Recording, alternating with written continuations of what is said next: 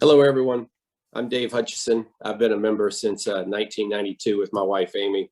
My first connection with UCN was children's religious education. I'm here today, though, to talk to you about stewardship.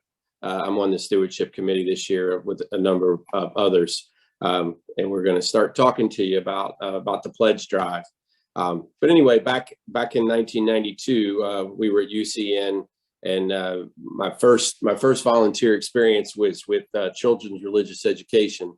And as for a lot of us, it was Sally Daniel that, well, how do I say this, that hooked me into helping with the children. She basically said, "Hey, don't you have children that are attending here?" And I said, "Yes." And she said, "Well, you need to help with Sunday school."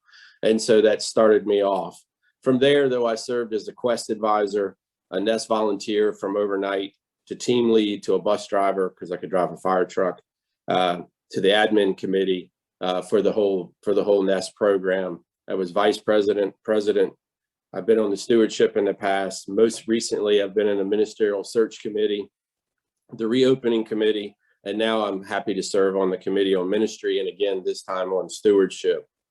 As a lot of you know, I also serve as the fire chief for Virginia Beach Fire Department, and my family owns Greenbrier Florist. And as I already mentioned, I'm happily married to Amy with my two boys, Sam and James, and my son-in-law, Tyler. I tell you all that part to kind of give you a sense of, I know what a $60 million budget looks like for the fire department. I know what a $2 million sales and budget looks like for a small florist. I know what our budget looks like for Amy and I now. And then I have a pretty good idea what it takes to run a church budget as well. When the finance committee and the stewardship came together and started talking about what we were going to ask for, how we were going to do the stewardship campaign. As a lot of you know, I like to be straight. I like to talk about things very logically and work through them as what we need to do. And we had to decide, do we want to do a bare bones budget, or do we want to do something that basically that keeps the lights on, the salaries paid, etc. And Reverend Viola and myself, or as I like to say, Rev V and me, we're like, no, we want to be aspirational. We want to let you know what the good is. We're going to always have the lights on. We have plenty of money to do that, the lights and the salaries, etc. We want to make sure we can do that.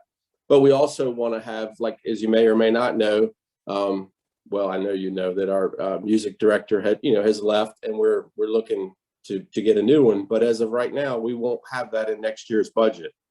So that's the bad.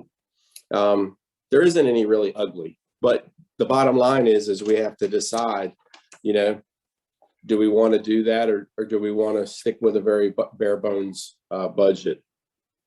I say that also because, like, literally, where else can you be where you have the opportunity to practice your faith the way we do? You can be pagan, atheist, Christian, and everything in between, and be on your own journey. You certainly can't do that in any other church that I know of. And I think that's important. And with that, we're not like the Catholics or anybody else that has such deep coffers over all this time that they'll be able to weather this downturn as far as finances go. That we can't do like they can. We don't have our jars of money buried out back or in the banks, etc. So with that, we have to dig a little deeper, and we have to give a little more when we can. And then that brings you to the next point, is it's not the same amount for every person, and we understand that, right? But if you love this church as much as Amy and I do, we do hope that you give enough to make a difference, because that matters. One final note while I have this platform, there was a past member who I really cared for, Dave Gist. He's no longer with us, but he shared something with me many years ago that I think matters and can make a difference financially for us. And that is, his belief is that what you give annually has nothing to do with the plate on Sunday when it passes by. The plate on Sunday is for the service that day. That's helping pay. That's like going to the movies or going to dinner or going to lunch, stuff like that. When that plate goes by, give what you would give for that moment, for that couple of hours to have fellowship with everybody and to have a meaningful experience and a recharge as I see it. So I just hope you can see what he has said, and that I'm grateful that I get to share that part with you, and that hopefully that'll make a difference for the church moving forward. All right. Thanks. We'll be talking to you more as we move along with stewardship.